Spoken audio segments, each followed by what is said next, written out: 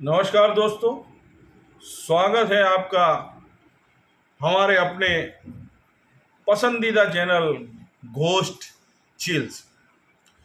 दोस्तों, जैसे कि पिछली बार आपको मैंने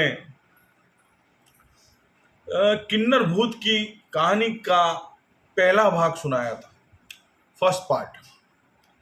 तो आज उसी के आगे का सेकंड भाग आपके लिए लेके आया हूँ।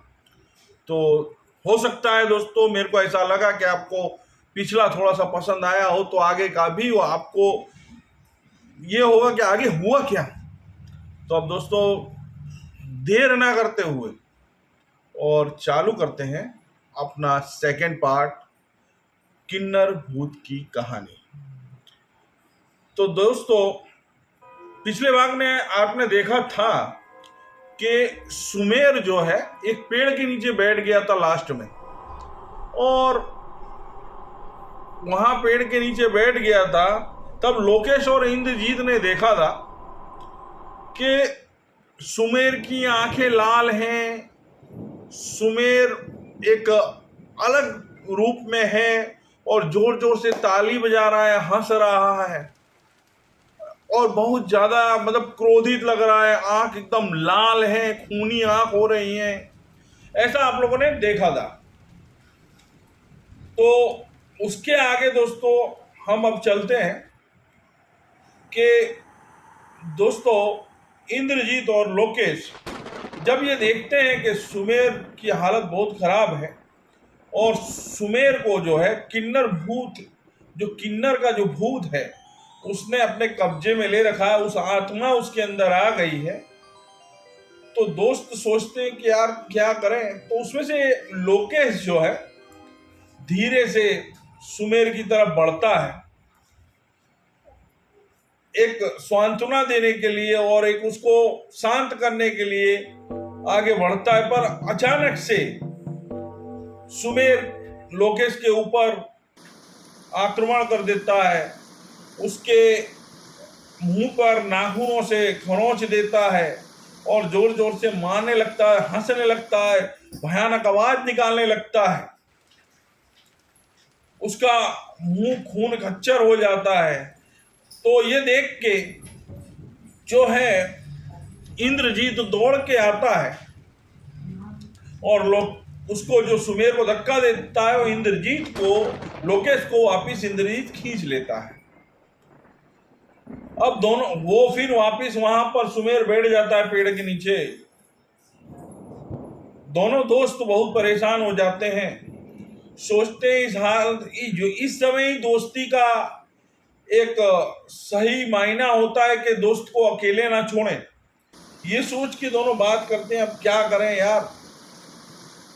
तो बड़े परेशान होते हैं दोस्तों। तभी उनको ये दोनों बात आपस में करते हैं कि सुमेर को कैसे भी इस आत्मा से छुटकारा दिलाना पड़ेगा और अपन कैसे इसको यहां से लेके जाएं।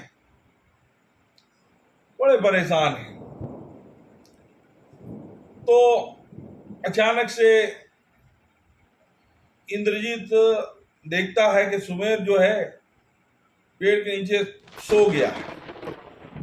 तो लोकेश इंद्रजीत से बोलता है यही मौका है कि जो किन्नर का जो भूत है इस समय उसकी जो आत्मा है उसके अंदर नहीं,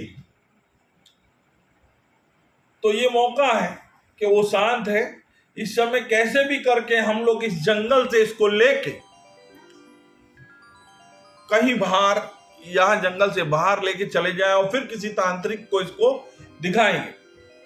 अब दोस्तों, ये लोग दोनों उसको उठाते हैं और एक अपने कंधे पे हाथ रखता है इंद्रजीत उसका, सुमेर का, और लोकेश अपने कंधे पर दूसरा हाथ उसका रखता है, उसको टंगा टोड़ी करके, मतलब टंगा के दोनों हाथ से धीरे धीरे धक्का देके उसको वहां से लेके जाते हैं। वो कोशिश करते हैं कि जितना जल्दी हो सके वहां से निकल जाएं। और दोस्तों, उसके बाद धीरे धीरे धीरे धीरे चलते वो लोग भी थक जाते हैं, वो दोनों थक जाते हैं। जब थक जाते हैं तो एक बड़ा सा पत्थर होता है, उस पे वो जो है सुमेर को बैठा देते हैं और साइड में इंद्रजीत और लोकेश दोनों बैठ जाते हैं। अब ये सोचते हैं थोड़ी देर थक गए हैं, ये भी आराम से बैठा है, हम भी बैठ लें, फिर आगे चलते हैं। तभी अचानक से लोकेश फिर से वही आंख उसकी लाल हो जाती है और जोर जोर से ताली बजाने लगता है और चिल्लाने लगता है।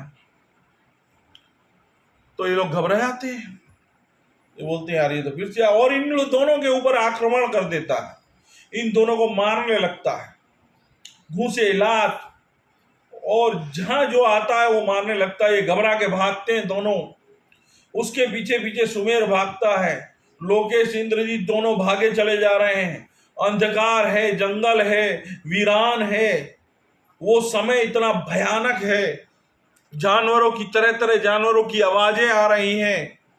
दोस्तों ये भागे जा रहे हैं, पीछे सुमेर है, आगे इंद्रजीत है, लोकेश है। अब दोस्तों वो दौड़ रहे हैं, दौड़ते दौड़ते उनको दूर कहीं एक कुटिया दिखती है जिसमें टिमटिमाती लाइट उनको दिखाई देती है। दोस्तों उनकी थोड़ी सी दौड़ते दौड़ते आशा बढ़ती है कि चलो दौड़ के उस कुटिया में चले जाए, और इतना तेज दौड़ रहे हैं दोस्तों, आप जानते होंगे जब मुसीबत की घड़ी आती है तो मैराथन में दौड़ते हैं उनसे भी तेज आदमी दौड़ता है। तो भैया दौड़े जा रहे हैं, वो कुटिया के जहां गेट पर वो पहुंचते हैं उससे पहले ही सुमेर जो है लोकेश और इंद्रजीत को पकड़ लेता है और खींच लेता है और मारने लगता है, उनको कुटिया के अंदर नहीं जाने देता है।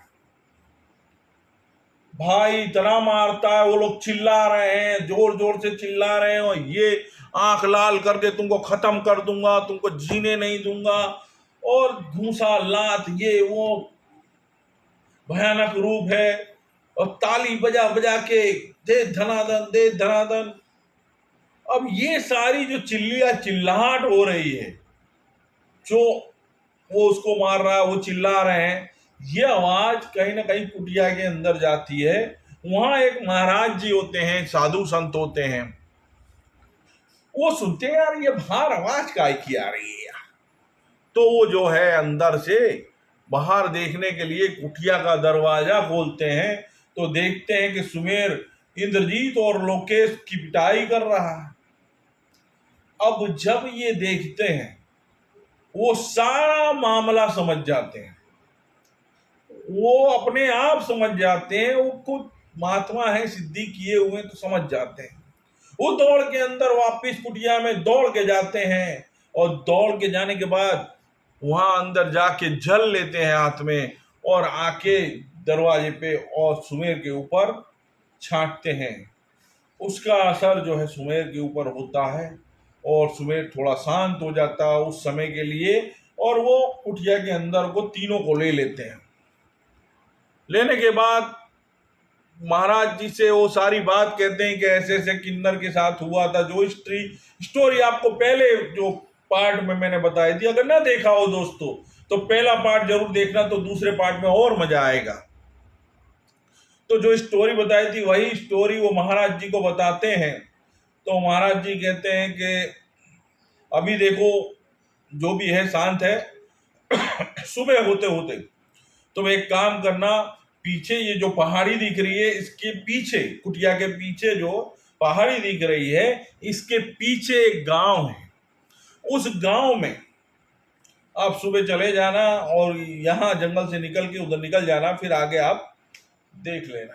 ठीक है, बात हो जाती है, सब शांत बैठे। अचानक से सुमेर वही रूप में फिर से आता है, आंख लाल हो जाती है और मुंह एकदम गुस्से से तमतमा रहा है, क्रोधित है, और फिर से ये आक्रमण करने जाता है।